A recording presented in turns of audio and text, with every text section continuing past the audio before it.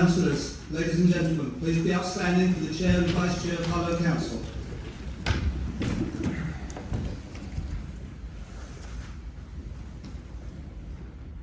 Evening, councillors.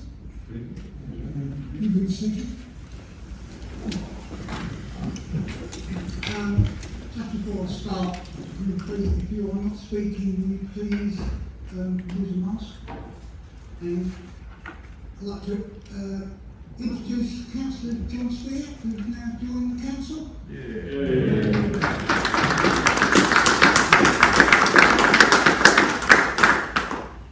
Apologies for absence. Councillor Williams. Thank you, Chair. Just two apologies from us, Councillor Sue Livings and Councillor Eddie Johnson. Councillor Wilkinson. Thank you, Chair. We have apologies from Councillor John Strachan and Councillor Eugenie Harvey. Thank you very much. Item 2, declarations of interest. Are there any? No? Minutes of the previous meeting on the 20th of May. Do I agree? Thank you. Item 4, communications from the Chair. It's been a little bit quiet since I've been made Chair, but I've done 2 Jack Petrie Awards on Zoom. One for Parsonals and one for Harlow Fields. Councillor Hookett and myself went to Ray's Roof to see their new film, which we found very interesting. I've been to Chelmsford for the Mayor of Chelmsford Civic Service, and also attended the Rugby Club last Sunday. Item 5, petitions from the public. There are none. Questions from the public. I understand we have 4. Mr. Taylor.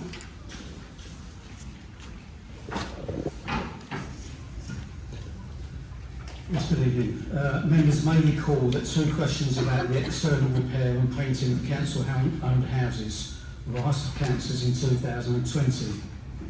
This was as a result of my seeking a freedom of information request to the council, which revealed that the council had not kept any record of work done prior to 2016, and very few houses have been done since. I'm aware that a council house that has only been repaired and painted externally once in the last 25 years. In response to the first question, Councillor Wilkinson said that on the 27th of February 2020 that a programme of cyclical maintenance would be prepared and appear on the council's website in May 2020. It did not, hence my question on the 10th of September, to which Councillor Ingle responded by saying that following a review of the implications of COVID-19, it is expected that a revised housing investment programme will be published later in the year. To date, nothing on this subject has appeared on the council's website. When does the council intend to carry out such work, and when will the website be updated with such information? Councillor Carter. Does he wish me to read my answer, or can we take it through? Mr. Taylor spoke about his one. I would like you to speak. Thank you for your question, Mr. Taylor. In 2020, the Council's Housing Investment Programme, or HIP, was largely suspended due to the restrictions placed by COVID-19. However, as part of the government's published roadmap emerging from lockdown, these programmes of work are recommencing, including the external redecoration of council-owned homes and bungalows within the resources available. Programmes are currently being revised in order to both complete last year's HIP as well as the work planned on the estates for 21-22. It is expected that the Council will publish its revised and reprioritised programmes for the next 5-year cycle of investment 21-22 later in the year. Mr. Taylor, do you have a supplementary question? No, I don't. Thank you very much. Do you want to answer your second question? Okay, in September 2020, Councillor Ingle was asked about the maintenance of trees. In response, he said that working with HGS, a proactive planned maintenance regime will be put in place from April 2021. I note that at the Cabinet meeting on the 26th of March, it was reported that there had been a shortfall in performance in the third quarter of 2021, which was likely to be maintained throughout to the end of the year. The recruitment of a specialist consultancy had in fact identified a larger number of works to be completed and the situation will not be recovered fully until 2021-22. Can you advise me if a proactive planned maintenance regime has been put in place? Has the list of works been prioritised? What targets have been set for work to be completed? And when will this information be placed on the council's website? Councillor Gunn. A proactive management regime for tree maintenance is to be implemented in this financial year. HTS have now produced a costed proposal for this, and council officers are now in discussions with HTS about its implementation and the setting of targets. This will be in a phased approach, since a planned maintenance regime requires a survey to first map and then inspect every substantial tree in the town, which will clearly take some time to undertake. It is estimated that in reality, this will take 2 to 3 years to complete across the whole town, but it will deliver a planned maintenance programme that will commence this year. In the meantime, HTS continue to deliver works to trees, and residents can report dead or dangerous trees by phone or via the council's website. I am pleased to be able to report that performance on tree works has recovered, and in the second quarter of this year, HTS expect to be delivering in full against their performance indicators. Mr Taylor, have you supplementary? I would like to ask another question, yes? No. Or Is it regarding this question that you've asked? it touches on both questions. No, I don't think that's allowed, sir. Sorry.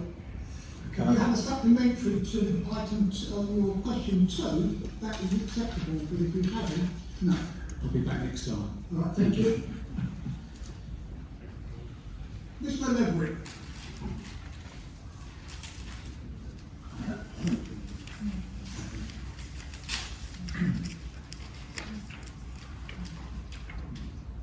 Oh, yes.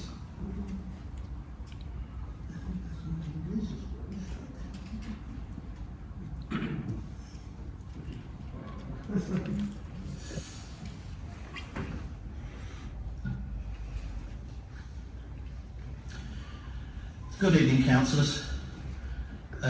My first question is, and the first comment first for that is pleasing to see at long last the occupation of the flats at Prentice Place.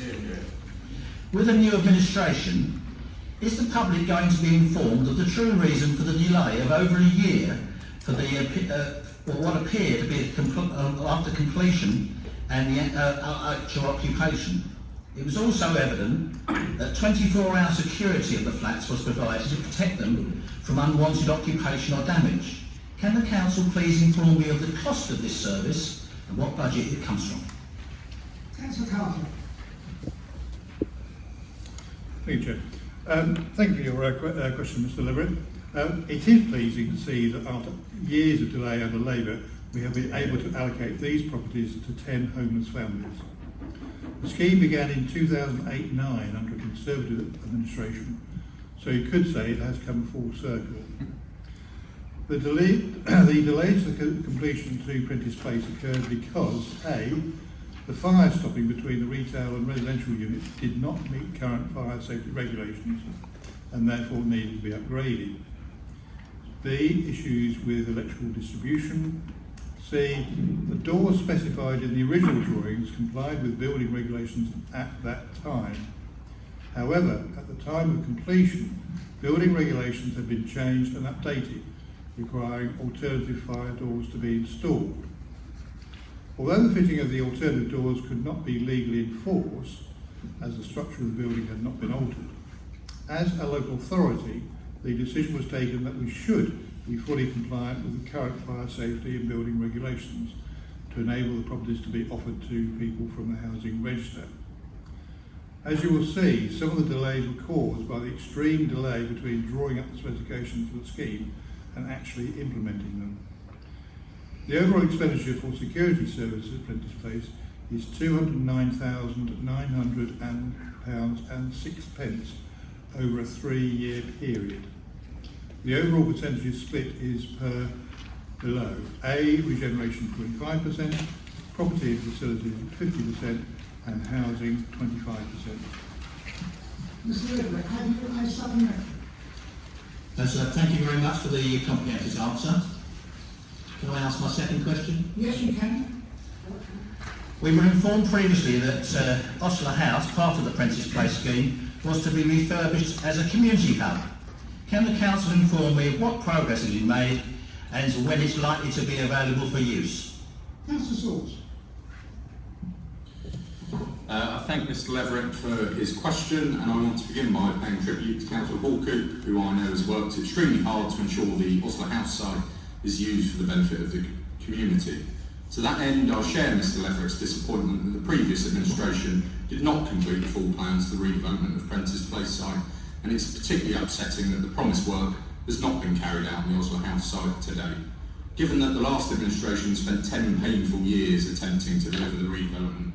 However, our new council is committed to delivering the scheme at Osler House site, which will be of huge benefit to the local community. The council is in active negotiation at present, and thus I will update Mr Leverett and of course the public on that progress very soon. Do you have a supplementary, Mr. I do, sir. In relation to this, I am involved with a particular body that have been partners to this in terms of financial, they've been looking for partners to financially support it. Can I ask whether they've all been informed? Because the one I've been involved with, I didn't know what's happening with it. Councillor Salt. Thank you for that update, and I will ensure that council officers make contact with the relevant bodies, but as I've already set out, council's in active negotiation, and therefore I cannot comment further on the specifics of the scheme. I hope to update Mr Leverett and other local residents very soon indeed. Thank you very much. Thank you. Right, item 7, questions from councillors. And the first one is from Councillor Davis to Councillor Dunn. Thank you, Chair. My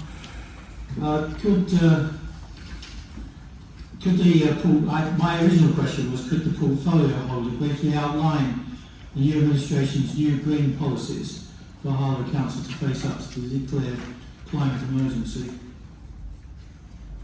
Councillor Dunn. Thank you, Chair. I'd like to start by paying tribute to the late Councillor Danny Purton, who led this work on behalf of the Council in recent years following Harlow Council's declaration of climate emergency. I know he's deeply missed by many in this chamber and recognise that in several regards some continuing works that began under his tenure. Addressing the challenges posed by climate change is a global concern on which there's fundamental cross-party agreement. We should be united in working towards a zero carbon future for this town, our country and across the world. I'm determined that Harlow Council more than plays our part in this. The Council has already made great strides towards reducing its carbon footprint since Harlow's first carbon management plan in 2001, launched by the last Conservative administration. This work has been accelerated since the 2019 climate emergency, which was unanimously agreed through introducing significant energy saving measures in our buildings, and I commend the previous administration for their achievements on that. This administration will continue and extend the Council's carbon reduction programme and set out ambitions for a wider climate change strategy and action plan for Harlow.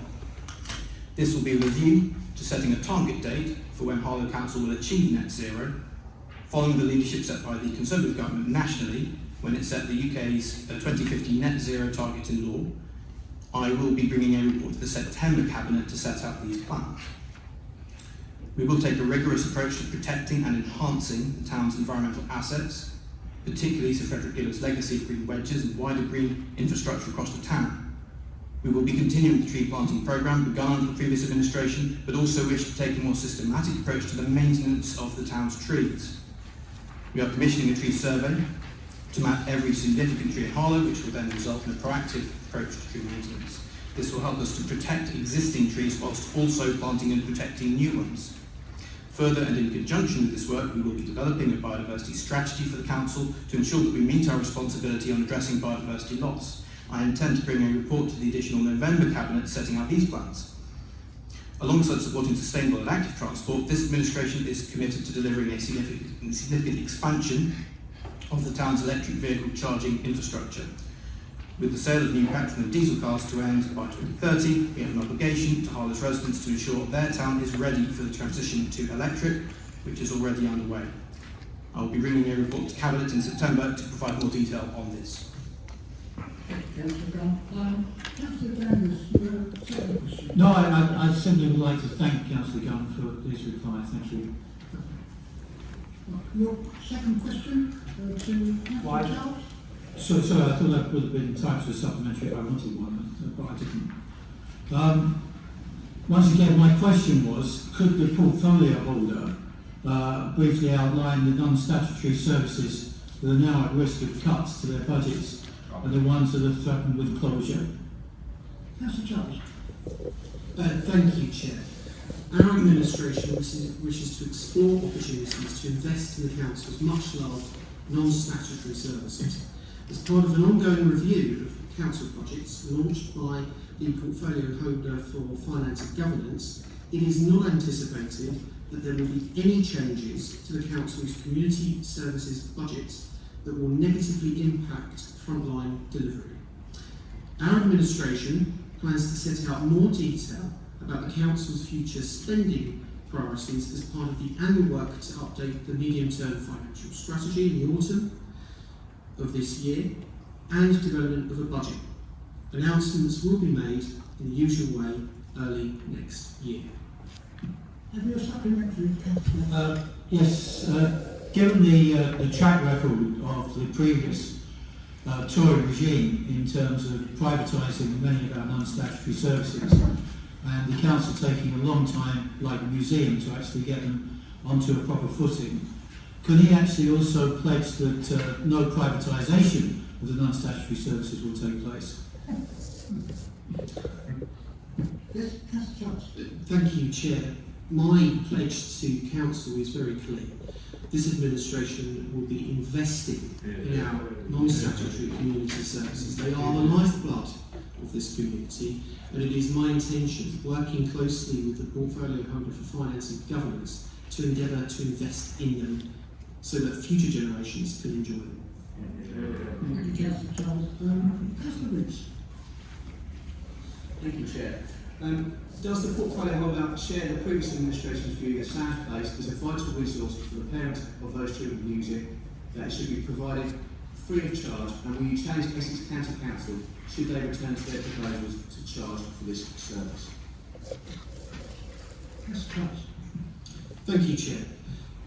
Sam's Place provides disabled children and young people a range of structured opportunities to gain new life skills. It is a highly regarded service in the local community.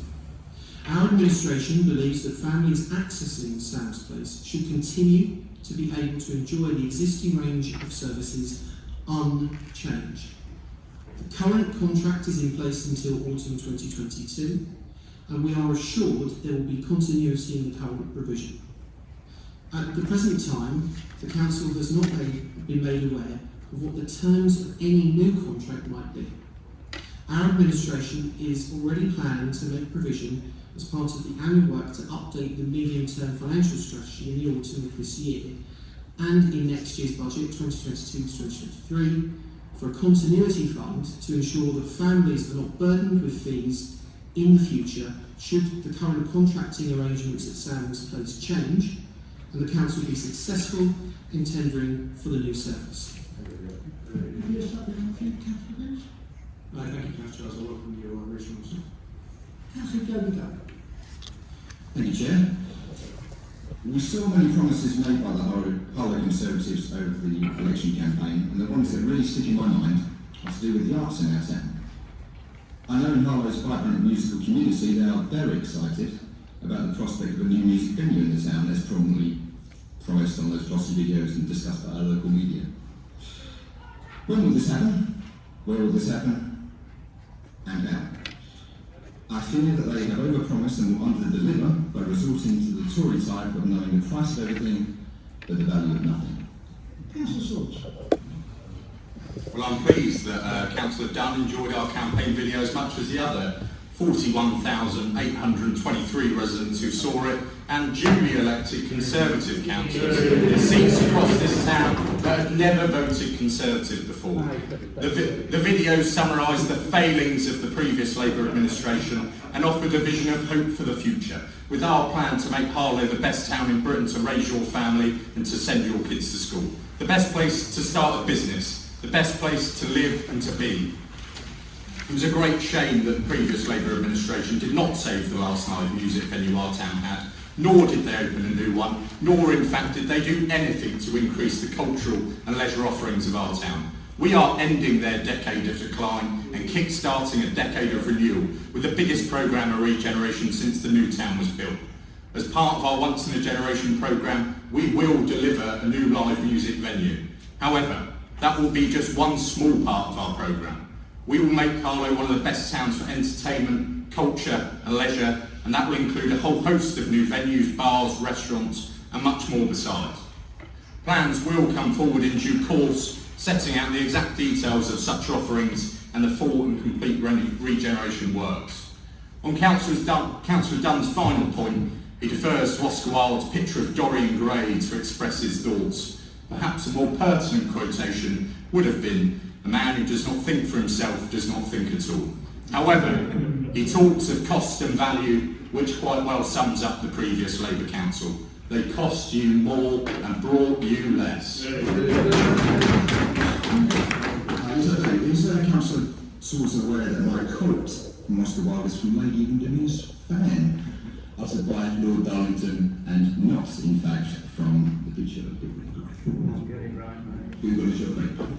Well, I'm pleased he brings details to the fore, because as I said, details will come forward in due course, and we are working night and day to pull together that plan. I may add, it's not been made any easier by Labour's decade of decline, selling off plots of land and failing to regenerate.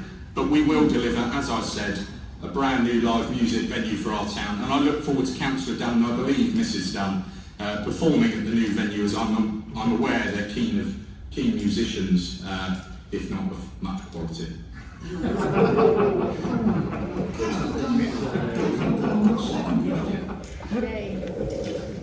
Thank you, Councillor Sewell. I'm your only fan. Can the Cabinet portfolio holder for strategic growth guarantee that the programme at the Playhouse will not be affected by the budget this year and in coming years? As the Labour Group carried out our own analysis of the proposals for an alternative budget last year, which showed a hole in the finances after 3 years, and will we therefore be able to enjoy our wonderful theatre at its very best, or will he be, to paraphrase the words of David Bowie, who played at the venue, the man who sold the world? Thank you, Chair. The Playhouse, alongside the theatre community nationally, has been impacted by the restrictions that have been put in place to keep people safe during the pandemic. The lockdowns have restricted the ability of the venue to deliver a full programme of events during the last 15 months. Although we are heading cautiously towards ending pandemic-specific legal measures under Stage 4 of the government's roadmap, it cannot be ruled out at this time that further restrictions may again impact the Playhouse artistic programme, as they have across all theatres and other venues for performing arts since March 2020.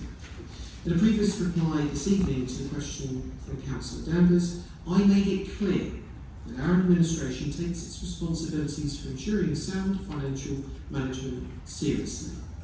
A detailed budget review process is already being undertaken.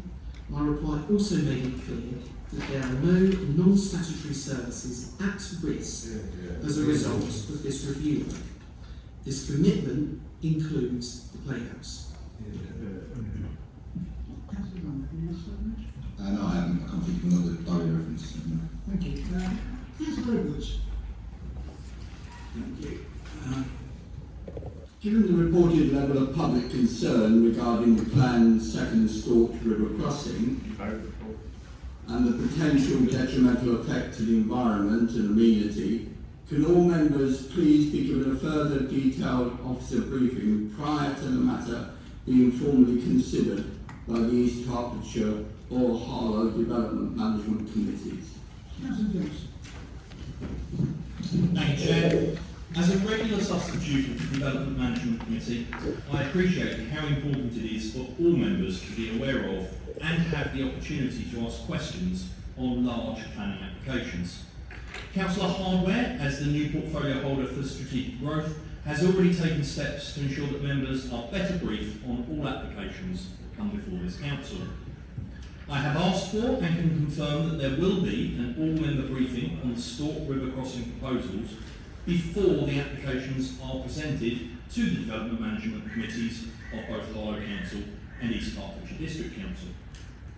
I have asked officers to ensure that the briefing is in good time before the committee meetings take place, once all planning issues have been addressed, so that members are as informed as possible. I would also like to take this opportunity to remind all members of and substitutes to the Development Management Committee the importance of the avoidance of or the appearance of predetermination of planning issues. I do have a supplementary. I welcome the response. I do have a concern, which is the line once all planning issues have been addressed, because certainly in the 4 years that I've been a councillor, we've had the opportunity of, we've been presented with planning. What we haven't been presented with is any sort of we haven't been presented with arguments about what alternatives have been considered and how they've been explored and what has been discounted and why. And that's what I would like, so if at all possible, for the officers to brief the councillors on. So my question is, putting that into a question is, can we ensure that in that briefing, officers specifically address what alternative issues, what alternatives have been explored, what alternative proposals have been explored, what have been discounted, and why? And can we also ensure that that is done, as Andrew said, in good time, in order that hopefully, if we need to as a group, and this is cross-party, that if we need to as a group, that we can influence, and we can go, if we have any sort of issues, we can go back to the necessary bodies to ask that they consider alternatives if we believe that alternatives would be usefully considered. Thank you. Chair, as a substitute to the Development Management Committee, it's very difficult for me to talk about the ideas of alternatives without suggesting a level of predetermination, so I will not touch that part of the question.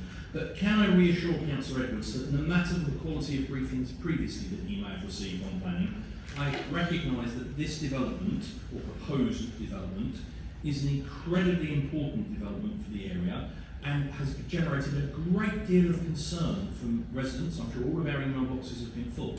So I have asked officers to deliver a comprehensive planning briefing for all members, open to those not just on the Development Management Committee, but to all members that wish to avail themselves. If at the time Councillor Edwards or indeed any other councillor feels that the briefing has not been comprehensive enough, I will be at the front gate of the front door of the council with him, asking officers to deliver further briefings or to deliver follow-ups with questions that members might have. It is important that members, before they take planning decisions, are fully informed, and that goes for any planning decision. And I'm confident the officers will deliver a comprehensive briefing as I have asked. Councillor Maxie Watson. Thank you. In a recent article in your Harlow, you said you had a plan to work with HTS to bring more new houses to Harlow. Can you confirm this plan is set to be announced and clarify the number of housing planned and what percentage of these homes will be built for social housing? Councillor Carter. Thank you, Councillor Watson, for your question. The housing pipeline is undergoing a thorough review in terms of suitability, viability and value for money. The aim of the pipeline is that all properties will be social housing owned by the council. Of the 6 schemes listed in the 2021 Q4 capital programme reported to Cabinet earlier this week, first of all, Bushy Croft is well underway, work has just started on the Hill, Lister House and the Yorks are under active review, Sackfield has been removed as unsuitable and consultation is underway with local residents to turn the area into a knee-high garden for people with disabilities, and Brentford Towers is also removed for consideration. Is also removed for consideration as additional parking, particularly for those in Carter's Mead. 2 other sites have just emerged as suitable for development. The pipeline contains a long list of potential sites which will be reviewed on an ongoing basis to provide groups of sites suitable for development by HDS Housing Regeneration Limited. Details of sites going forward for development will be reported in the usual way through the quarterly capital programme reports. Councillor Watson, have a supplementary. Thank you very much. Right. Item 8, motion from Council Protection of Green Places. Councillor. Thank you, Chair. I won't speak for too long as I've got a long speech coming up later. However, I do quickly want to explain why I put this motion forward. We all know how important our green spaces are, even more so over the last year, particularly for residents who live in flats and therefore don't have gardens for their children to play in. Like a number of members, including one member of the administration, I was concerned at the recent planning meeting it was agreed an area playground behind Perfect Green School would be built on. I was also concerned that the Section 106 money for this development was going to be spent in another area of Harlow and therefore would not benefit those residents who have been affected by that development. And I appreciate, I hope that the motion appreciates that it's not always possible, but where possible, that should be done. This motion seeks to get reassurance this doesn't set a precedence, that our green spaces will be protected as part of the local plan, and that whenever possible, Section 106 money is spent in the vicinity of the planning development. Chair, I move. Councillor Danders, you're seconding this motion. Thank you, Chair. My concern really was purely the reason for this resolution was the very first meeting of the Development Control, the Planning Committee meeting, chaired by Michael Garnett, where we had quite a few new members present there, and we were actually told by the officer that the planning development for the Perfect Green playing fields, which had been lobbied very heavily against by the Bush Fair and Grace Grove community, was not part of the local plan. And he said with certain relish, I thought, that in fact this would actually be a bonus. Now I find that difficult to actually accept. I would have thought that we stick to a local plan that's not exactly fresh off the presses, but it's only about 6-9 months old. And then, at the end of the debate, the procedures were changed around, and we actually didn't follow the procedures, which I've made a complaint, but been poo-pooed once again by the officers, that the Chief Planning Officer, look, can I... Carry on, Councillor Danders. Well, can I carry on, Chair? Yes, Or am I going to be heckled? Yes. Carry on. Thank you. The Chief Planning Officer, completely out of procedure, then summed up at the very end, after the councillors had actually had a debate. The chair of the committee then moved the item, and nobody backed it initially. And he exhorted members of that committee, and eventually, slowly, hands were raised, sufficient hands, to actually back the plan. The plan that 2 of those members of the committee are on Essex County Council. Where was the application from? It was from Essex Homes. Essex Homes seek to make 20% profit out of the development of the Perfect Green playing fields. 20% profit. And therefore, it's really begs the question that you, Chair, and the Chair of the committee really should have really absented themselves from that vote, because you are so closely tied up with the financial interest of Essex County Council. The other thing was the money that was offered by Essex County Council. Off the top of my head, I can't remember how much it was, but the 106 monies were not for the local community, not for the Grace Grove community, but for the Church Langley community, which stood common sense on its head. So we actually have tonight, if I can find it, we actually have the new portfolio holder saying, quote, "We will take a rigorous approach to protecting and enhancing the town's environmental assets, particularly Sir Frederick Gilbert's legacy of green wedges and wider green infrastructure across the town." Well, it's not a very good start, it's not a very encouraging start, Chair. Councillor Harlow, I understand you have an amendment to the motion? I do, yes, Chair. I'm not sure whether it's been seconded. We haven't done that. We were waiting for the seconded before, and it was seconded. Who is seconding the amendment? I'm seconding the amendment. Thank you, Councillor Carter. Chair, what are we talking about? There's an amendment. No, we haven't got it. No, we're going to get it. It's so unprecedented, Chair, that an amendment should actually be issued so late. Yes, absolutely, Chair. New tactics, I assume. But, Michael, would you like to read out your amendment, please? There's no written, Chair. It's coming.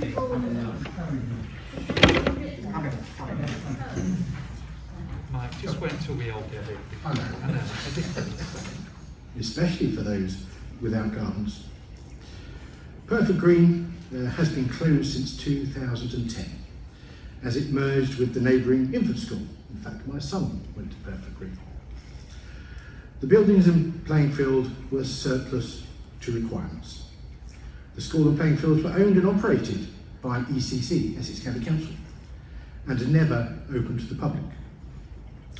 One of the original drafts of this motion referred to the local plan as emerging. It is not emerging, as the councillors know, as it was created by the last administration and was adopted by Labour in December last year. It is the main document for consideration of planning applications. It sets out the policies by which applications are assessed. It has to be respected by officers and members alike. We don't need to affirm that, although I have left it as unamended. The decision made by the Development Management Committee on the 8th of June, whereby consent was given to build 35 new homes on the site, does not in any way set a precedence, as a council can't predetermine applications. Every planning application is considered by the committee on its own merits. The consent did not go against the local plan in any way, as the site was considered what is called a windfall site. This is provided for within the local plan as a certain number of unexpected sites, which always come forward during a planned period. And I commend this amendment. Thank you. Councillor David Carter.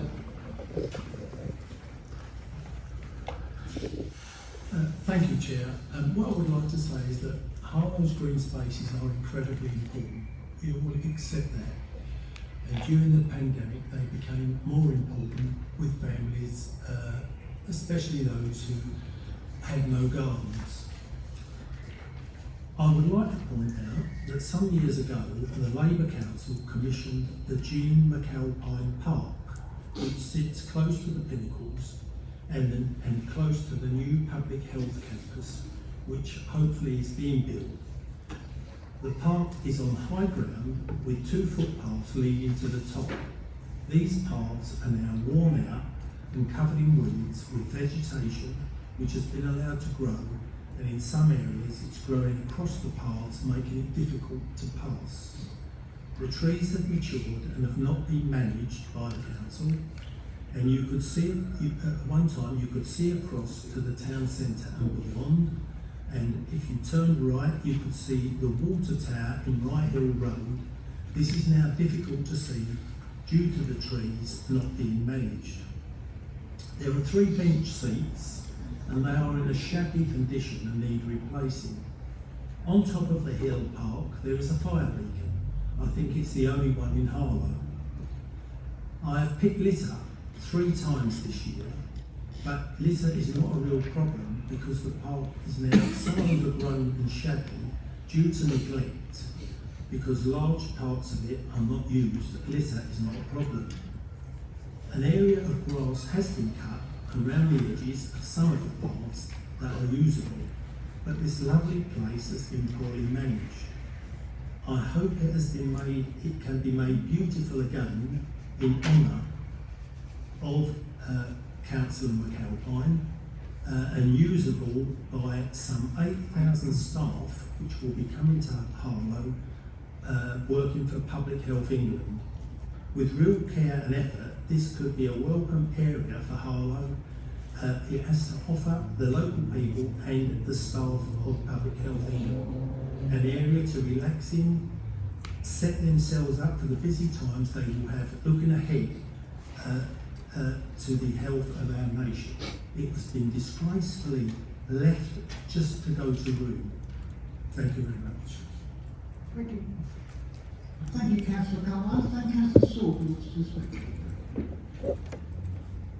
Thank you, Chair, and I speak to support the amendment in the name of Councillor Harlow and Councillor Shelter. Does he have to speak if one would accept the amendment?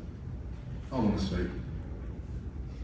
With respect, Dan, you're not the chair. I'm asking the chair, because surely if I'm happy to accept the amendment, there should be a debate on it, should there? Yeah. Yes.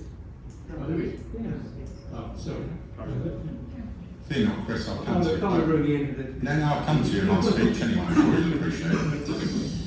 I speak to support the amendment in the name of Councillor Hardware and Councillor Carter, which may seem somewhat strange given my lambasting of the planning application when it came before the Development and Management Committee. For those who are still circumspect and sober enough to cast their minds back to the application, they'll recall I used French expletives and described the application as harebrained and wrong-headed. I did so for two reasons. First, because of the devastating impact this development will have on local residents in Perfect Green, Stylecroft and Millbraes. Second, because I resolutely opposed the Section 106 money going to the Church Langley Fields as opposed to Nicholsfield. In fact, I described it as insulting. I stand by that view. On the face of it, I recognise the points set out in Councillor Vince's motion. Indeed, I support the premise that we should not be building on playing fields. And then I did some digging. Well, we are in trouble. Given that Councillor Vince stood to be Police and Crime Commissioner, he's the last person I'd expect to wish to flirt with breaking the law, particularly planning law. This council could be at risk of being guilty of openly predetermining future applications if his motion were passed. Of course, Councillor Vince would not be able to run unsuccessfully for the third time as Police and Crime Commissioner if he were to do so. Clarification, if I may, I did actually check with council officers as to whether this was legally, it was able to pass this, present this motion legally, and they said I was, so that isn't the case in council. I used the word could, and I also took advice from planning officers. But from the way they talk about playing fields, you would think they're a party of principle. So let's look at their record. They were the party that built over the much like Bushy Croft playing field. It was that party who turned a blind eye to the extreme concerns raised by residents in Rush's Mead. Mind you, their hypocrisy is in keeping with a quote from Marx. Those are my principles, and if you don't like them, I've got others. I know that Councillor Danvers is keen to get to his seat at the thought of Marx. I'd merely point out to him that those were the words not of Karl, but of Groucho. Finally, casting my mind back to that planning meeting, the chamber was warm, the lights were on, there was a seat for ward councillors to make their objections primed, it was cleaned, and I recall comfortable. So it was shameful that I, the only Conservative councillor in Bushfair, was the only ward councillor to turn up to make my objections. Labour, nowhere to be seen. It's one thing hiding behind your leaders to vote for a pointless motion. It's another standing up for your residents attending meetings to oppose such developments. The fact of the matter is, whilst they twist and turn in the wind like a weather vane playing party politics, we'll crack on with delivering on people's priorities. Can we agree to the amended motion? I'd like to accept the motion, yes, Chair. Is that all agreed? Agreed. Thank you. Right, the item 9 is the main debate. Councillor Jones.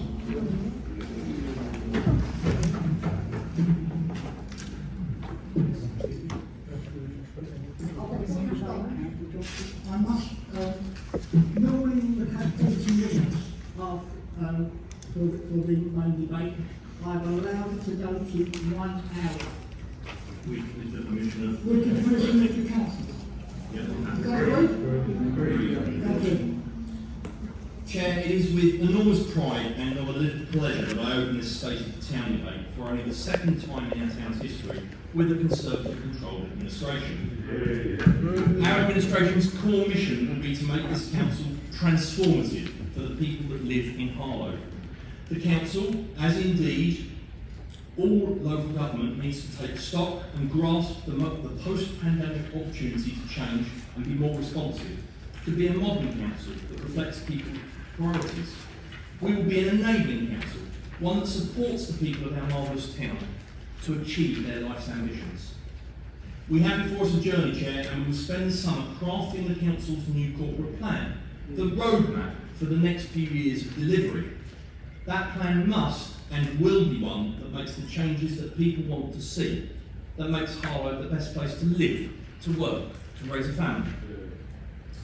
Chair, I'm often informed that history is the best arbiter for today's problems.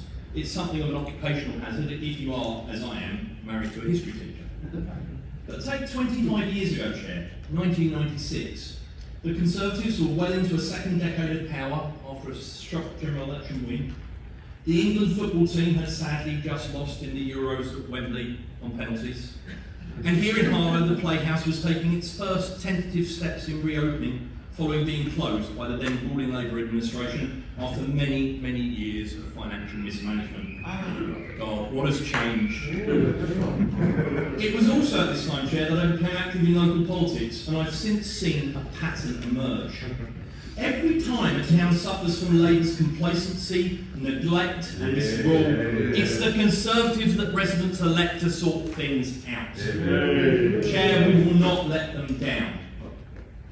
How pleased I am that later this year we can celebrate together the 50th anniversary of the Playhouse, and whilst I am leader of the council and the Conservatives are in charge, I pledge the Playhouse will always be safe in our hands. As a Conservative, I understand that political differences are healthy, but political affiliation should take a back seat when doing the right thing for those who send us here. It was therefore bitterly disappointing to me and heartbreaking for residents to see in the last year the former administration leaving some of the unprecedented government funding languishing in the bank instead of moving heaven and earth to quickly help our struggling businesses desperately trying to keep afloat during the terrible pandemic. Other more honourable members would have chosen to resign in shame and face the electorate. The former administration, though, said they'd stand on their record. Well, the people of Harlow gave them an answer. Residents that have never voted Conservative before sent Conservative councillors to this chamber, and we are humbled by the trust placed in us by those residents, and we do not underestimate the challenge ahead. But, Chair, we will not let them down. I make no apology for my party being the party of business, understanding as we do its businesses, particularly small and medium businesses, that ensure a local economy thrives and that thousands of hard-working local families have a secure pay packet at the end of the month. We will be meeting with businesses directly to understand how we as a council can help them succeed and what practical messages we can help take to drive forward the local economy. But my message to business tonight, Chair, is plain and simple. Harlow is back and it's open for business. Now I can see some glares from the members opposite. Truths are often hard to swallow, but I want to make them an offer tonight in the interests of our town. One side of political debate rarely has all the answers, Chair.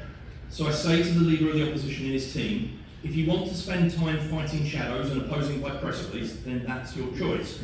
If, however, you understand as we do that coming out of this pandemic we have a hell of a job to do to rebalance our local economy, to shield the third sector, to empower and support our businesses, to lay the foundations for future growth, housing and employment, and to deliver equality for our of opportunity for our young people, then I say in all sincerity, work with us, help us, support us, because our success is Harlow's success.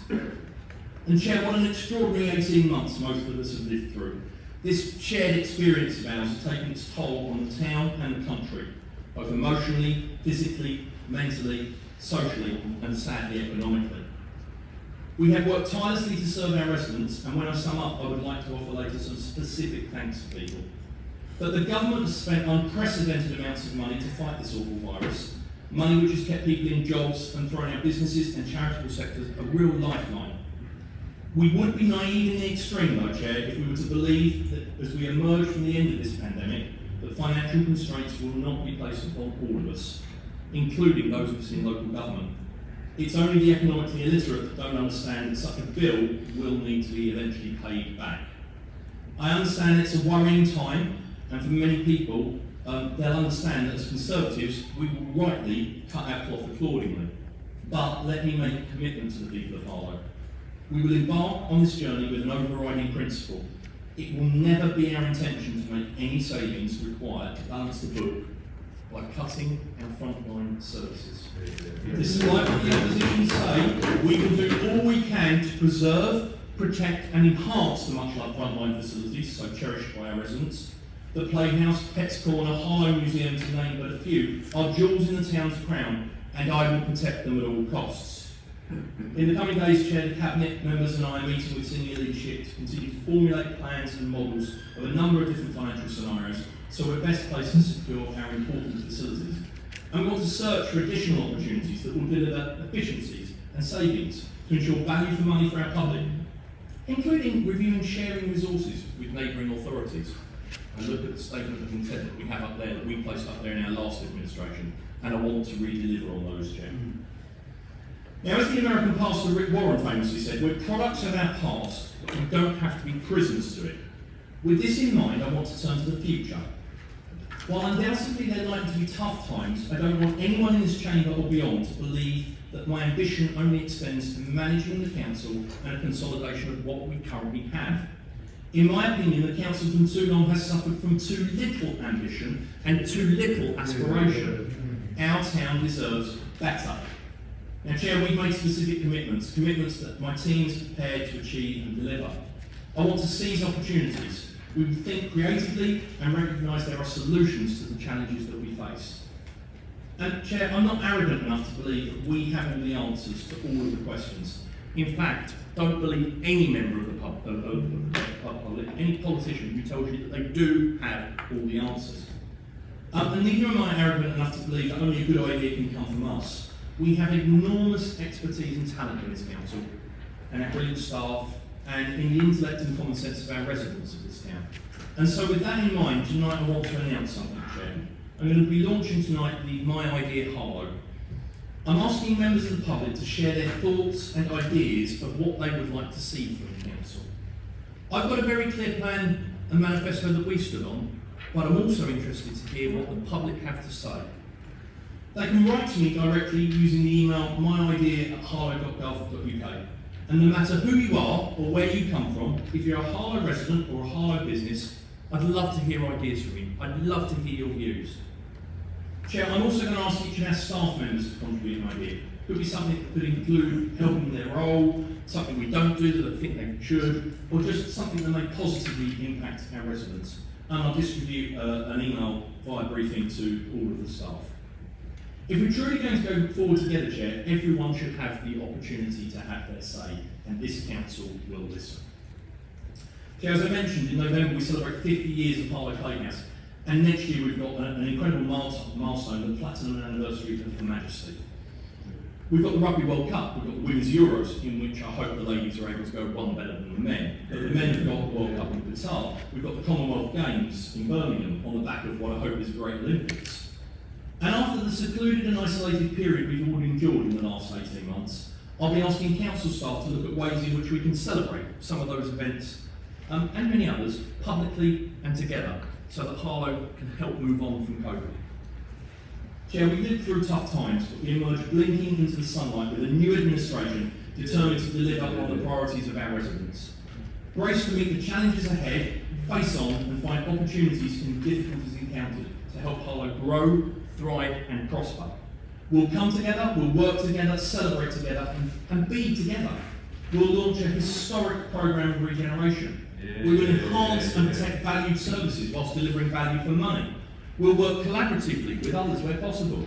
We'll consolidate what is good, eliminate what doesn't work, think big for the future and lay the foundations for a better, greater Harlow.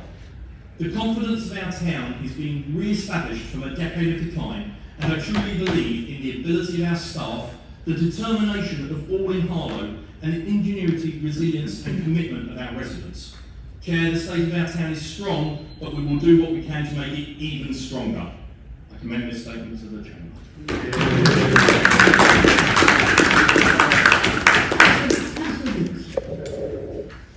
Thank you, Chair. And first of all, let me say genuinely, it's good to see you all in person.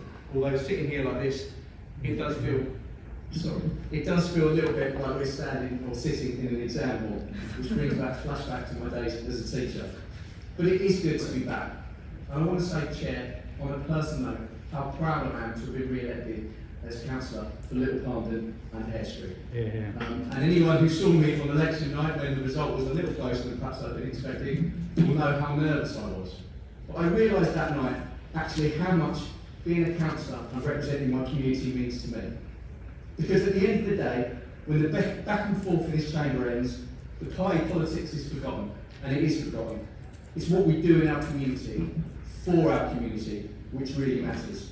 Removing dump rubbish, getting a broken fence fixed, a drain unblocked. They may seem like small things, but they make a big difference to those people who report them to us. And look, I know many in this chamber don't need reminding, but my big plea to all councillors is let's show we're not just around at election time, that we listen to residents' concerns and we articulate the role and importance of local government. Because ultimately, scepticism about politics and politicians, a low turnout election time, voter apathy, it doesn't help anyone. I've got mixed feelings standing here as leading the opposition. It's a huge honour to lead the Labour group on Harlow District Council, but I'd rather be a backbencher and be in power. Because some people get in politics to be somebody. I got in politics to do something. And I do want to pay tribute to the councillors who've made a big difference to their community, who sadly lost their seats in May. Lainey, Emma, Stefan, Phil and Mark. Particularly Mark, who led this council through unprecedented times. As much as our party might be disappointed, we do have to put things into perspective. This has been a terrible time for so many people in our country and in our town. And I know the Conservative group have suffered a loss themselves. We had to say goodbye to two hugely loved and hugely valued colleagues, Councillor Francis Mason and Councillor Danny Burton, whose contribution to our party and this town cannot be underestimated. It's for them that Labour goes on. It's for all those people who supported us in the elections, we go on. And it's for the people of Harlow that we go on. And I do want to briefly thank Brian and his team. When we talk about key workers, we rightfully talk about the NHS, about our retail workers and our emergency services. But I know there are council staff who work out throughout this pandemic, and I thank them for that. I do want to briefly address some of the comments made by the administration, who during the election made some pretty bold statements. They claimed we had council tax without cuts to services, even though we know most of the council tax goes to Essex County Council and the Police, Fire and Crime Commissioner Office. They can give more money funding to schools and the NHS, which isn't the responsibility of this council. They also painted a picture of Harlow Labour administration, which just isn't true. And look, something we didn't do enough of during the election, or before, and it has been commented on, is talk about what we did achieve in administration. Which is why now, in true Gordon Brown style, I will do just that. But I will make the point that this is not an exhaustive list. I'm sure my other councillors have plenty more to add. A Labour-led Harlow Council created HTS and brought £1.5 million of profit back to the people of Harlow. Invested £500,000 in the regeneration and rejuvenation of our town's planning pools. A Labour-led Harlow Council protected and improved Pets Corner and Playhouse. A Labour-led Harlow Council protected Sands Place with Essex County Council's palace proposals to charge parents of the most vulnerable children in our town. A Labour-led Harlow Council declared a climate emergency and planted 5,000 trees. A Labour-led council built new council homes with many more in the pipeline. A Labour-led council ensured for 9 years there were no staff cuts or redundancies. A Labour-led Harlow Council began fire safety work keeping residents in tower blocks safe. A Labour-led Harlow Council, you see where this is going, it brought a balanced local plan for the people of Harlow. A Labour-led Harlow Council regenerate areas of beauty such as Oakwood Pond and Netswell Pond. A Labour-led Harlow Council began the planting of beautiful wildflower meadows. A Labour-led Harlow Council introduced the Harlow Education Awards. A Labour-led Harlow Council brought back the Harlow Carnival and the Bush Fair. A Labour-led Harlow Council brought the museums back in-house. A Labour-led Harlow Council introduced Article 4 direction, preventing more office blocks from being converted into homes. A Labour-led Harlow Council secures funding for the regeneration of our town centre worth £23 million. A Labour-led Harlow Council continues to keep the upkeep of the beautiful and award-winning town park and the new playground. A Labour-led council began the bidding for the Levelling Up Fund. A Labour-led Harlow council opened the Enterprise Zone, the largest supercomputer in the UK. A Labour-led Harlow council brought PHE to Harlow, we hope, as long as it's not messed up, bringing £370 million investment and creating nearly 3,000 jobs. A Labour-led council, mainly Maggie Holcook, saved Osler House, and finally a Labour-led Harlow council set up the community hub and helped the residents of Harlow through a global pandemic. Chair, I for one think this new administration has a lot to live up to. I'll finish by quoting the greatest opposition leader in British political history, a man named John Smith, who sadly died too young, and I'm paraphrasing, but you'll understand why. The opportunity to serve, that's all we ask. As Councillor Harvey pointed out when we spoke shortly after I became leader of the Labour group, as opposition members, we still have an important part to play in serving the people of Harlow. The current leader of the council, when in opposition, spoke of the importance of scrutiny, and in that we can both agree. Because I've seen what happens in councils when there isn't strong opposition, or any opposition at all for that matter. We see councillors who sit back and don't engage in the chamber, or worse still, which is completely unforgivable, don't engage with their communities. As leader of the opposition, I assure the new council leader as stringent but as fair scrutiny as possible. I'll agree with him if he makes the right decision, but be sure I'll hold him to account when he doesn't. Because the people of Harlow demand, no, they deserve no less from their opposition. We won't sit back and let the new administration rewrite history of what we've achieved. We'll set out what Labour believes is the right vision for our town in a post-COVID world we are so desperate for. A vision which is green and which is community focused. And we'll show the people of Harlow that it is Labour that are on their side. Thank you, Chair. Now it comes to the debate. Councillor Danvers. Thank you, Chair. Well, rhetoric is cheap, but actions are what people are actually judged by. At the end of the day, the authority actually distributed £38 million to businesses and people affected in the last 18 months. And the other statistic, perhaps we might remind ourselves of, is 16% of the Harlow electorate voted Conservative in May. 84% either voted against them or didn't vote at all. And reflecting on the Chair, I wouldn't be heckled all the time. Or with the Mark Hall election, we're actually seeing quite a judgment in the last few months. I'm not surprised. Local plan, ripped up. Council housing, some doubt over the future of social housing. Veolia, despite the bluster in your Harlow, I'm still tripping over, and so was Councillor Carter and our new councillor and Councillor Mike Darley only the other week during the by-election, where all the uncollected are rubbish. So 8 weeks on, we're being told that it's being dealt with. Apparently we've got the best cycle tracks in the world to look forward to. We've got a very, very strong finance situation in this town, very sound finance, which was only reported on Monday. In fact, it was acknowledged by the new regime opposite that the finance of the town was very sound. So it's going to be interesting to see how they cope with that. Environmentally, we're always being told by the portfolio holder for housing at the, I'm not quite sure whether it's the local plan or the town plan, and get quite confused about what the new regime want to do. But we were told by the new portfolio holder for housing there wouldn't be any chance of solar panels for council housing. They would be unaffordable. And we actually, that was said at the meeting at the local plan by Councillor Carter.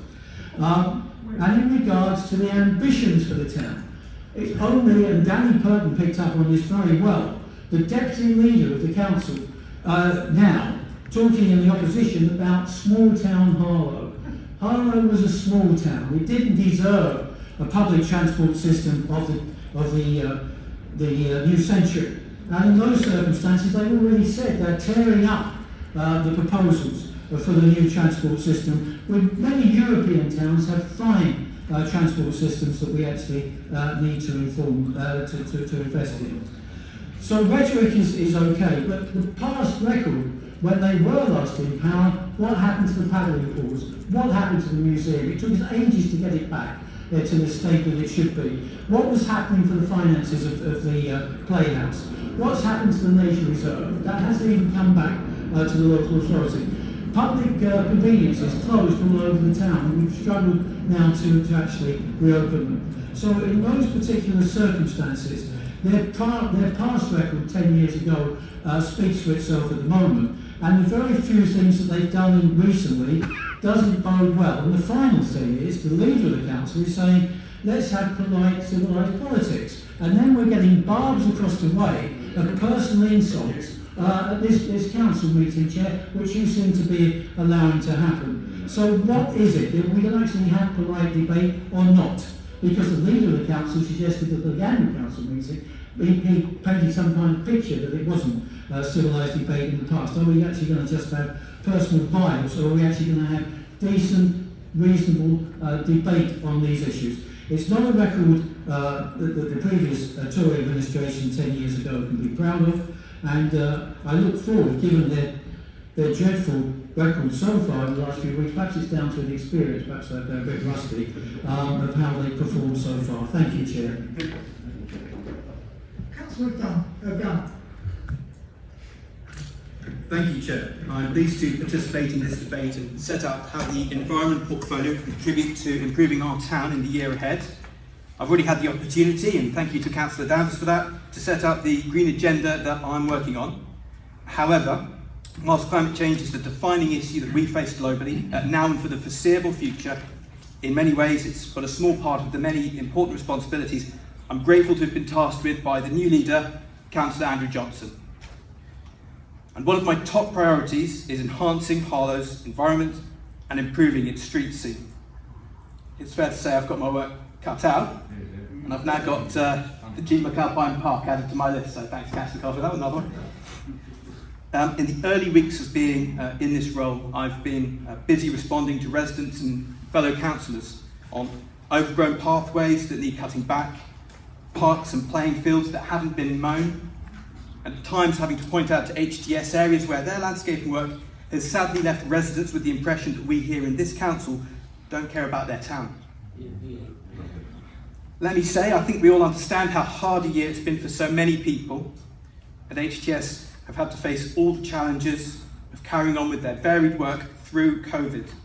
The recent weather as well has been great for green growth, but not for those whose job it is to mow it, trim it, and otherwise maintain Harlow's greenery. And having met with HTS to discuss these challenges, I've been encouraged that they want to do better too. This week, at my request, they started doing works to improve the look of the Latin Bush Centre, which had previously been neglected, and I know they share my ambition to see a Harlow that truly reflects the pride that we all have in our town. They're also looking to help with the fight against fly posting. We've already introduced a tougher policy which has attracted some national attention and which must now be rigorously enforced. It's important also to acknowledge the huge challenge we face with the waste collection contract with Veolia and the deeply inadequate service.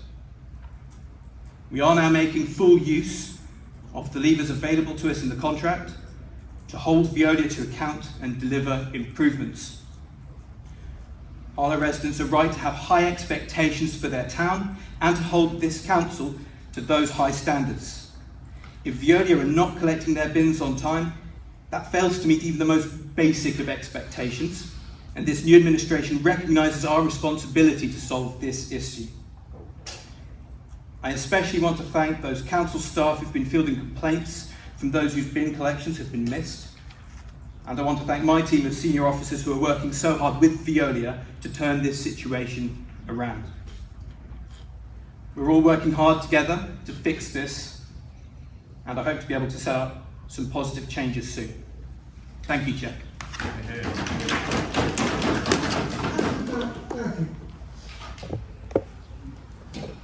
Thank you very much, Chair. And before I start, can I also personally welcome John to the Council.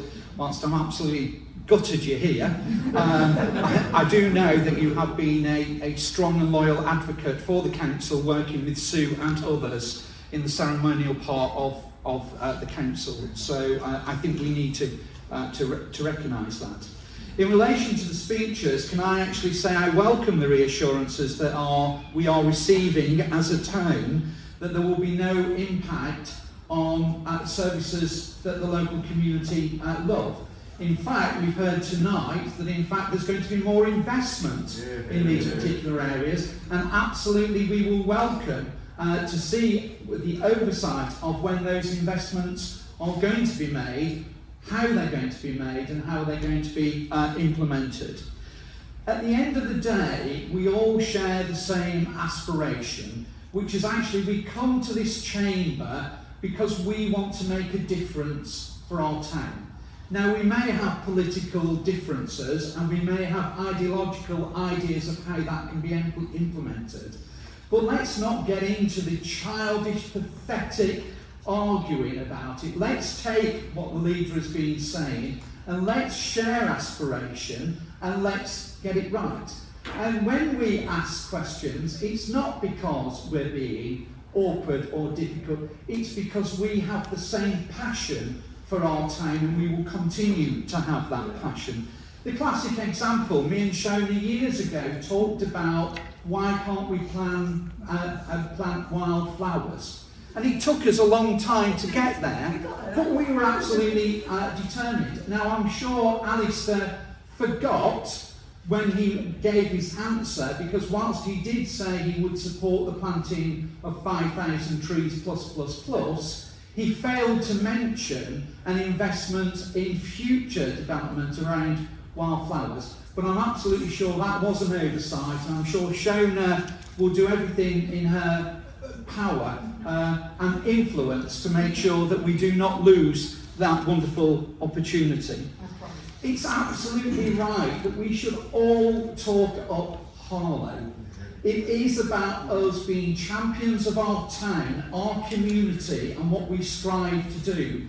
So again, cheap political points may sound good in this chamber, but we absolutely know the general public don't want to hear that. They don't want to listen to that. What they want is solutions to the particular problem. So I hope, as the leader has said, that actually his party will accept that we will be acting as critical friends, and when we have to challenge, we will challenge robustly, with strength, but also hopefully with dignity and professionalism. What we need to avoid, of course, is the spin. And certainly the last election had plenty of spin that was going on.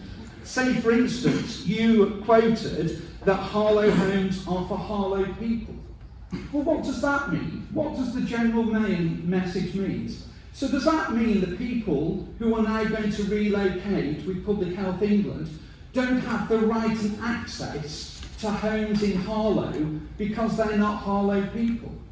Does that also affect the quote from Andrew Johnson the other day, and he was taking some form of ownership about the increase of international nurses that we have recruited in the NHS from India and other areas? That has been going on for 2 years by a hardcore dedicated team of the training department that's actually based at Harlow College. But we can't have the spin by saying, since we've got in power, this is what we've done. With respect, that's nothing more than a lie. And people will not forget or forgive if we are not being honest and truthful. And Andrew's absolutely right. If we don't know, we should be honest to say we don't know. It's a bit like, I don't know if the gentleman is about the sport issues, is there are a number of people who actually support the in principle, but now we're looking at the detail, the impact and effect of that. And it's quite right for us all to be going back and taking one step back and actually having a look at it. And again, I welcome Andrew's initiative following Councillor Edwards' suggestion that we all gather around the plan and actually scrutinise it to see what it's all about. But please, please, whatever you do, Andrew, and I don't know who you're employing as your spin doctor at the moment, but it must stop. My final point, Chair, is Andrew did say it was 10 years ago when he was last in power and this was his first speech. But what happened in those 10 years? Tories lost. They lost every year, they lost seats, they lost numbers, they lost credibility. Because what they did is that they tried to close our public services, they bankrupt those public services, and actually Harlow voted them out. So you've got a hard task, and we will be champions of our local community. But I'm absolutely grateful for the comments that have been made by the leader, and I don't want to wish him luck, but for the town... You all right? Very well. Okay, good. For the town, I hope we can work together. Thank you, Chair. Councillor Harlow.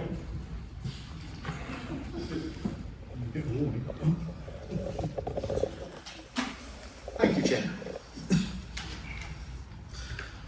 Tonight is about the future, explaining what we are going to be doing in the coming municipal year. But as a new administration, we have to look at recent history to give us some context. Over recent years, we have seen significant investment in Harlow from our Conservative government and by the Conservative-led Essex County Council.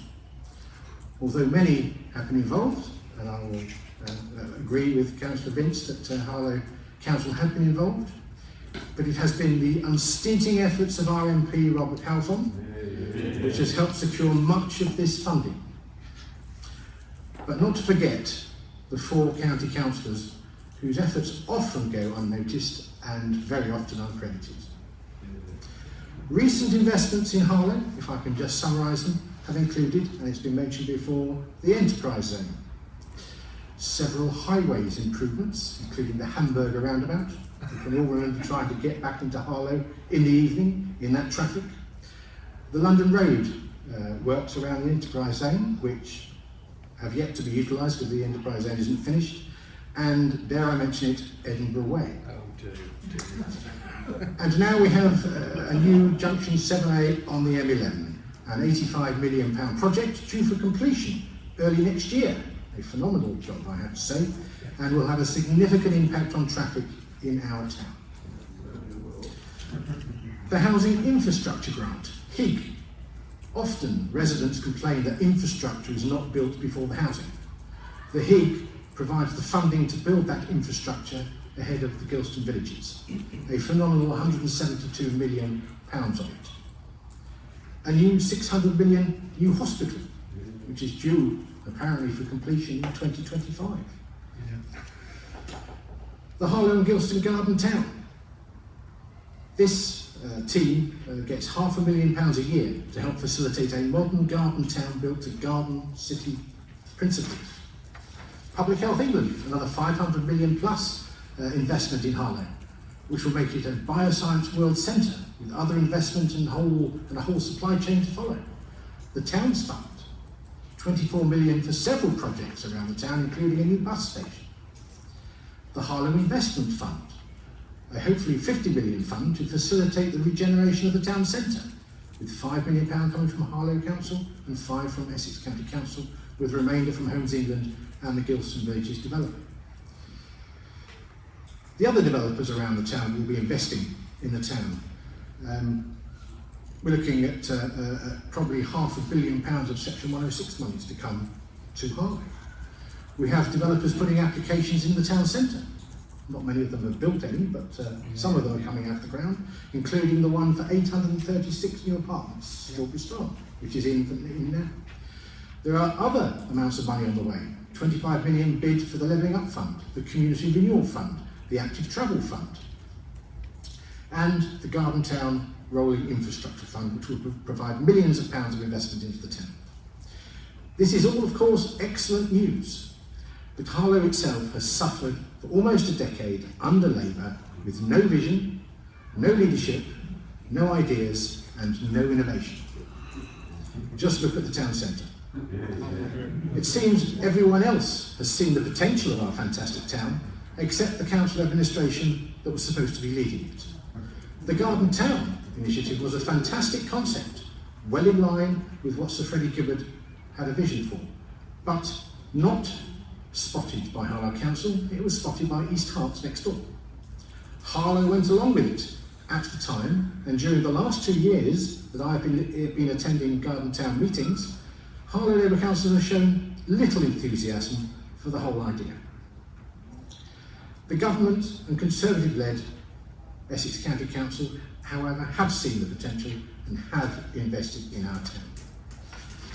And at the last local elections, the residents realised what is happening in their town, or what was not happening, and voted on the ballot paper to change things.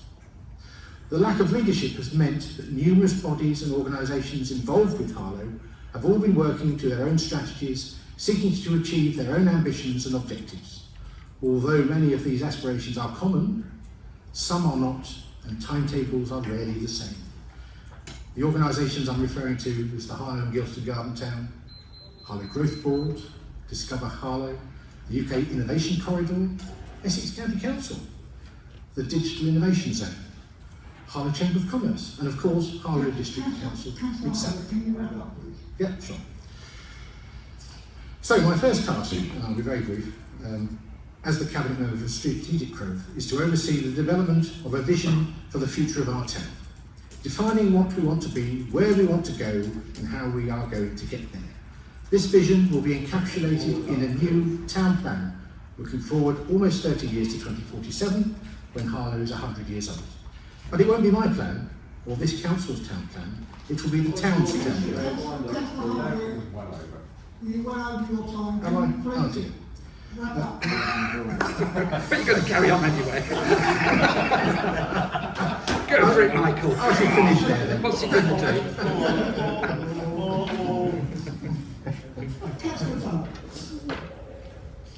Great, Chair. What some of you may or may not know about me is that I'm from quite a large family. I've got 2 brothers and 3 sisters, which I kind of put down to my parents maybe not having the TV in the early years of their marriage. That's not another story.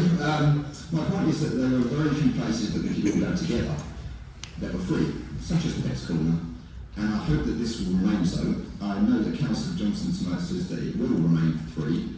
However, I kind of fall back on the Tory ECC plan to charge for Sam's Place, which was described by Councillor Vince.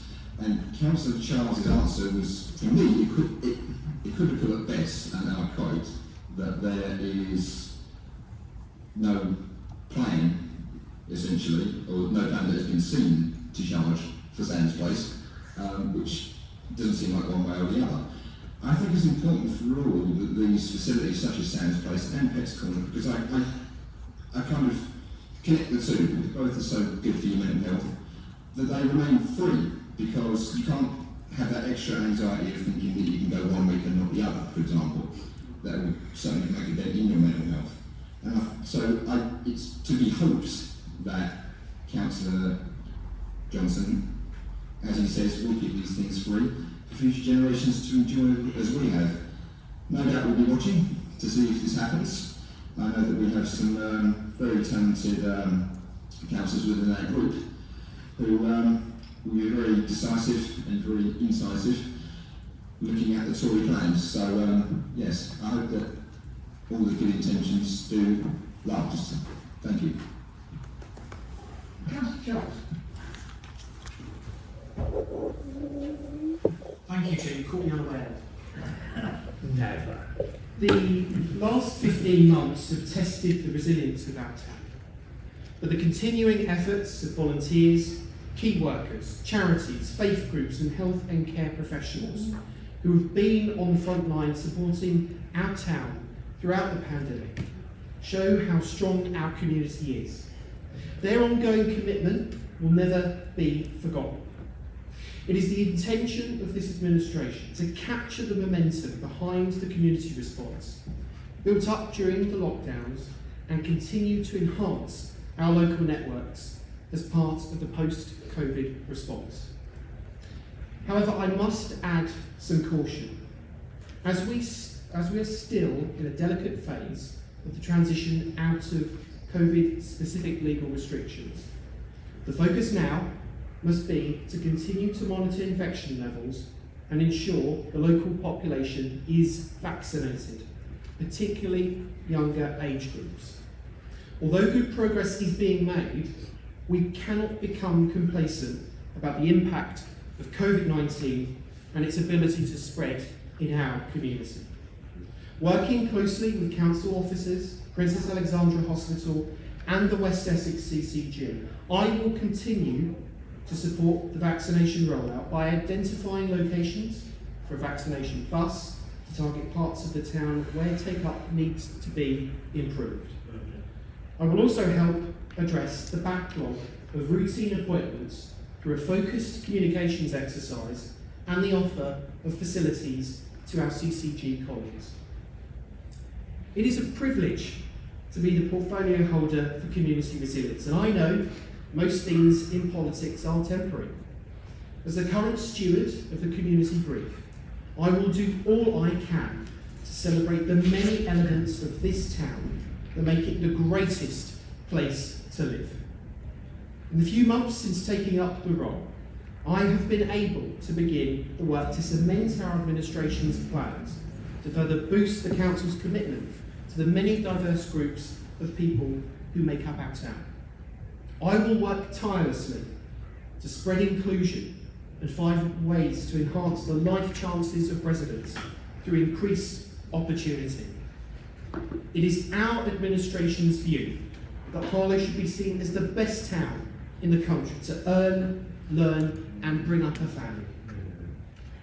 Before more progress can be achieved, the strategic drift we inherited from the previous administration must be addressed in earnest.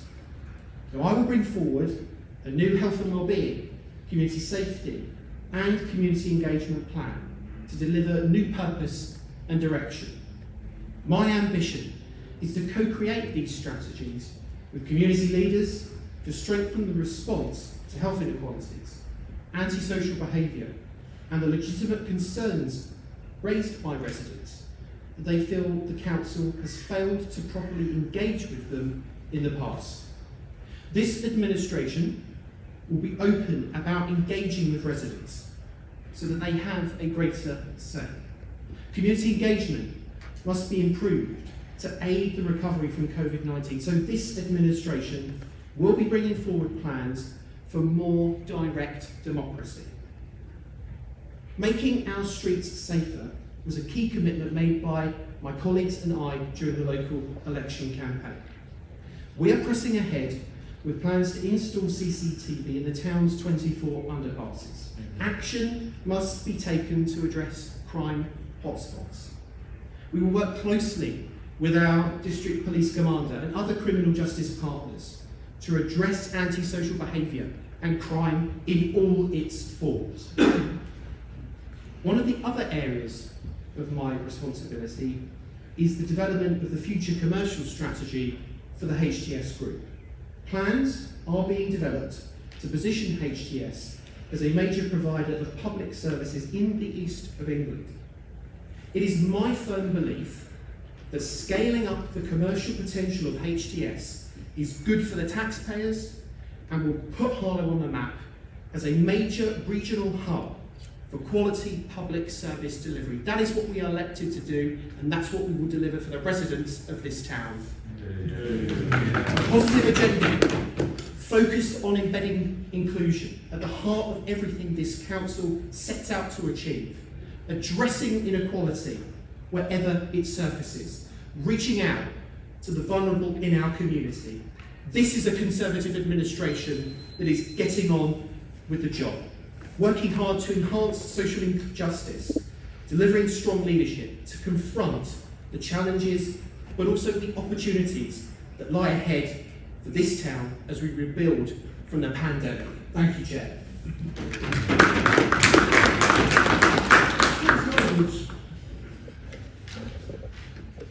Thank you. I just want to follow on and pick up on a couple of the comments from Councillor Hardware, if I may, before I start. And that was, Councillor Hardware gave a list of all the the strong position that this town is in terms of monies that's going to be coming into the town, etc. Where does he think the work went on to ensure that that happened? Under which administration does he think the work went on to ensure that that happened? It was under the Labour administration that that work went on with central government, that work went on with the county councils, and that work went on with the neighbouring authorities. It was the Labour authority, this Labour council here, that can be very extremely proud of the work that it did to ensure that the council is in the strong position it is in now. And that needs to be recognised. You made the point about the town centre, saying how dreadful the town centre is. Of course we all know how dreadful the town centre is. May I remind him that we've actually gone through 10 years of austerity, 11, 12 years of austerity. Can I also remind him that at one point there was a plan, I think it was the Australians that had a plan to redevelop the whole lot of the town centre at one point.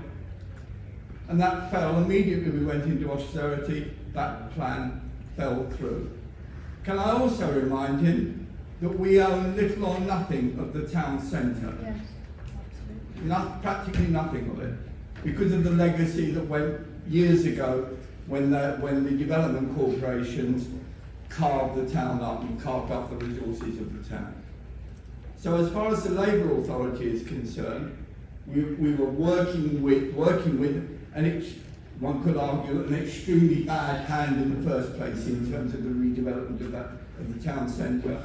And what we have done, and what the officers in particular have done over the last few years, is to ensure that they've worked with central government, that they've worked with the other local authorities, to try and ensure that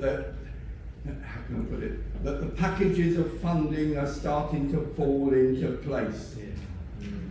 You're the lucky ones, because you're going to be the ones that are going to inherit that. And we will be looking to you, and we'll be holding you to account with what you do with that inheritance. I sincerely hope that we are successful in getting a major regeneration of the town centre. Of course I do. Everyone wants that. But it came from initially the work that this authority had done over the years. Now I note that in terms of the main debate, it actually says introduce a debate on the work undertaken by the council in 2021, together with any highlights, pressures and potentials from issues for the coming year. Well, the Conservatives are very much concentrating on the issues for the coming year. So I just want to concentrate on some of the successes of Harlow Council over the last year, specifically over the last year. So we paid out over £174,000 to 348 residents who were told to self-isolate. We paid out over £40 million in government grants and relief to businesses. Even despite the Tory slurs that somehow or other Harlow Council was bad for business, an enemy of business, I think was in one of the notices that they put out. We paid out over £866,000 in additional council tax support to over 6,000 households. In terms of the community hub, we answered over 4,500 calls from residents. We made over 9,300 welfare calls to vulnerable residents to see how they were doing. We supported over 1,700 residents by referring them to other partner agencies. We collected over 664 prescriptions for those unable to collect them. We accommodated and supported 64 rough sleepers. We added to the supply of council housing with the purchase of 45 homes on the open market. We enhanced Decent Homes programme by completing COVID-secure major external refurbishment. I could go on and on. In terms of the success of this council was a well-functioning council. This council was delivering You now have that inheritance. I wish you well with that inheritance, but I wish you well because we the residents of Harlow need you to succeed, and we will be watching your progress and holding you accountable for that progress.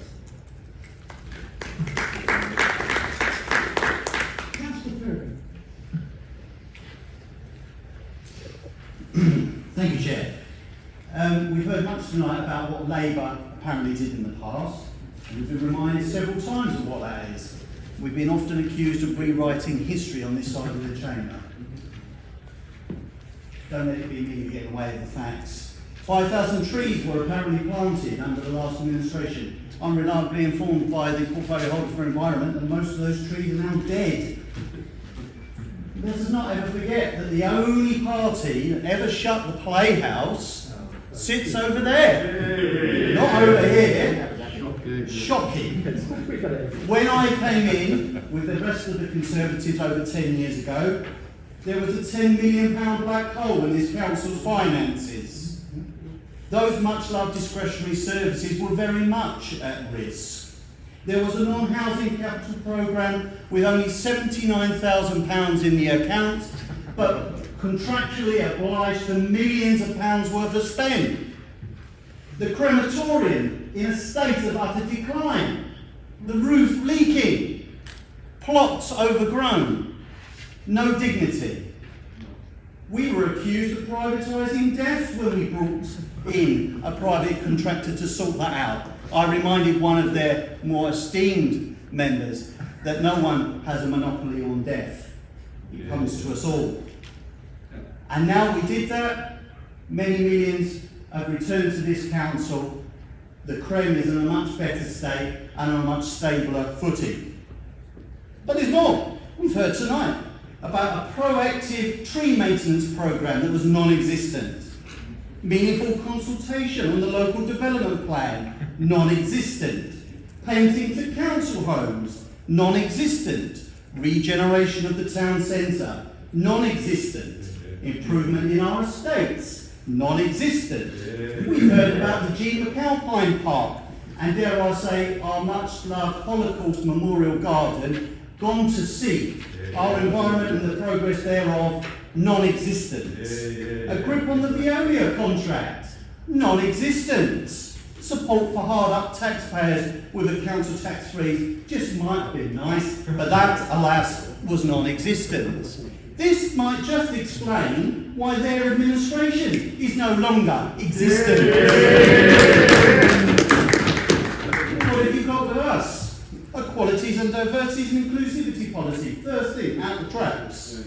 We've heard tree maintenance programme in the offing, a housing painting programme in the offing, a town plan coming forth with millions of pounds worth of investment. We're asked, where does that come from? I tell you, central government, which is Conservative.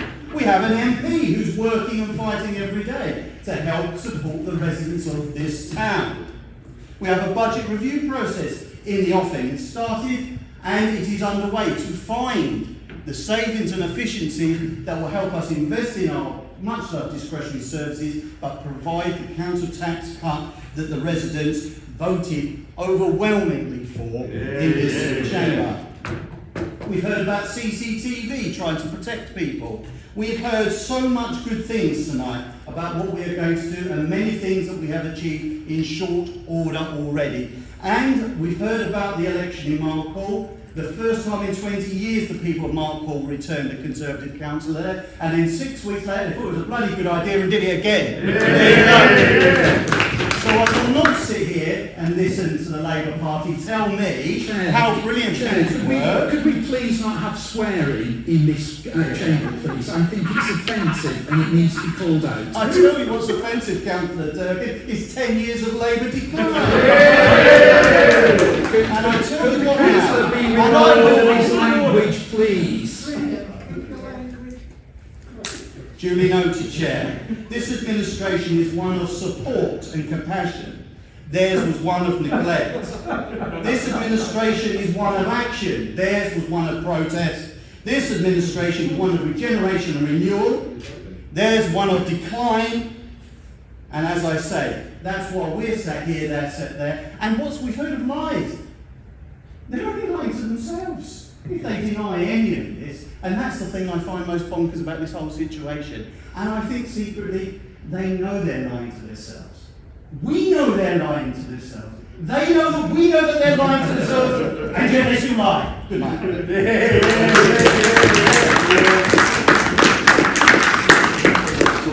This will be the last speaker. Thank you, Chair. And well, there's an act to follow, and I note the change of tone from the new opposition. Dare I add? I also recall their tone when they were in charge. I believe that I'm the first Conservative councillor ever elected by the good people of Bush Fair to speak in a State of the Town debate. I also do so as the youngest councillor ever elected in this town. But far more personally, I'm the first councillor to speak in this chamber sporting a strong Tuscan sunset mop on my head. I describe it as a mop because it serves the only purpose us Conservative seems to have: to clear up their mess. Given that I started with firsts, perhaps I can say out unequivocally that we will be the first council in Harlem to ever deliver a full regeneration programme, the biggest since this town was built.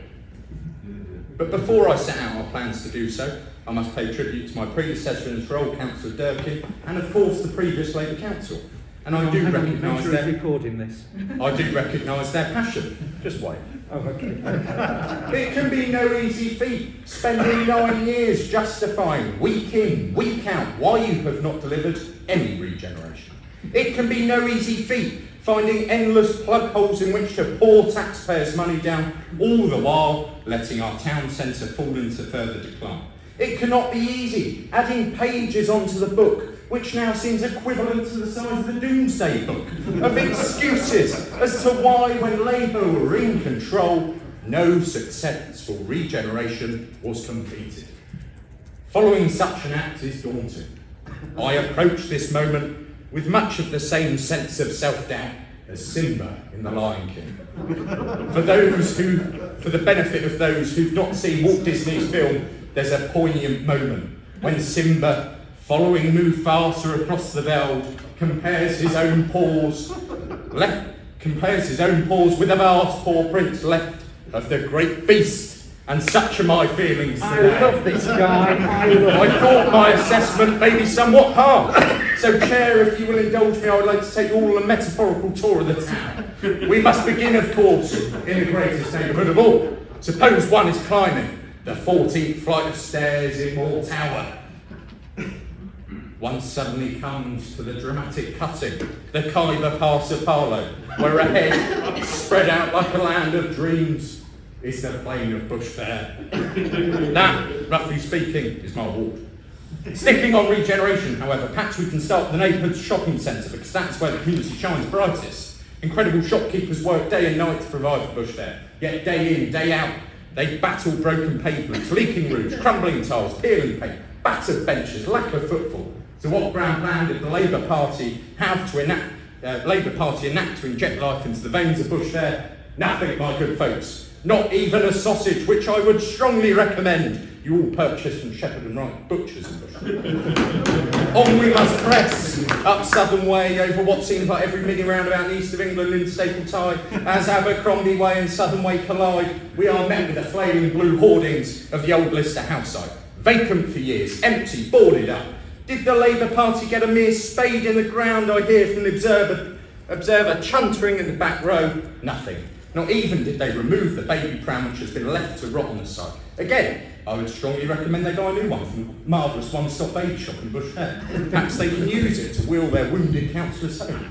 I could go on across my tour across the whole town, but time is of the essence. So we will fly down a cycle path, soon I may add to be part of the world's greatest cycle track network, towards the town centre. I'll park up, not on a secure bike rack because there are none, but at the yawning entrance to Market Square, Eastgate Post Office Walk, the broken windows of the putrescent Market House, the offer of a £1 can of K-Strong cider, and yes, you called it, the excuses the Labour Party used as to why they never breathed new life into our town centre hurtling towards you.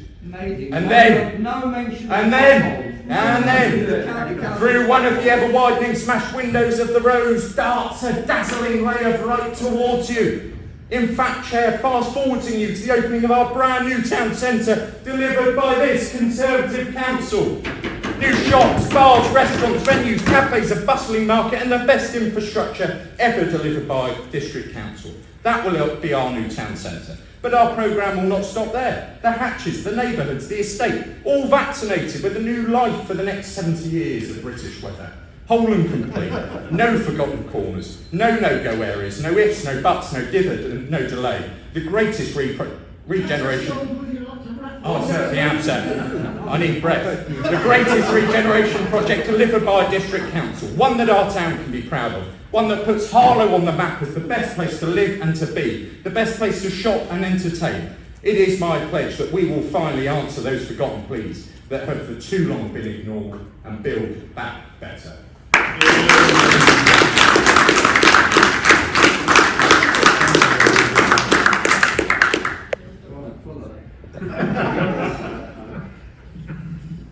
Thank you, Chair. I am glad to have the opportunity to sum the debate from our point of view.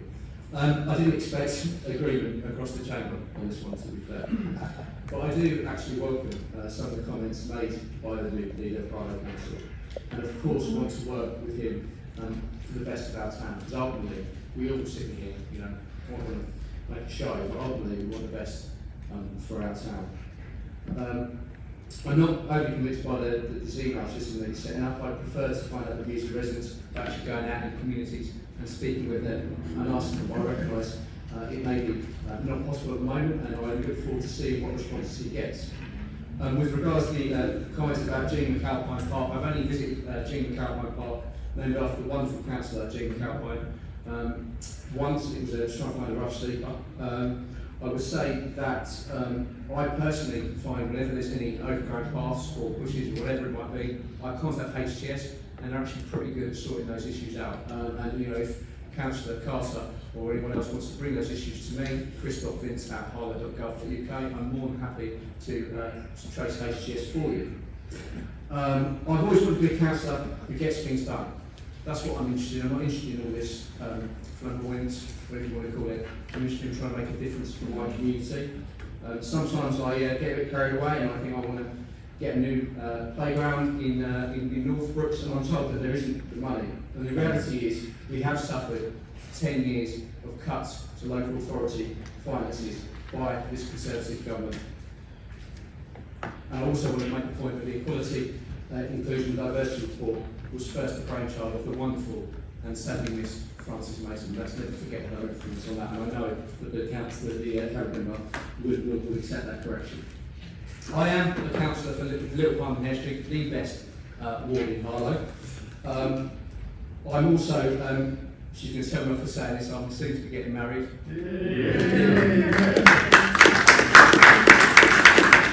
I agree with. She is the most tolerant woman in the world, and anyone who knows that that's true.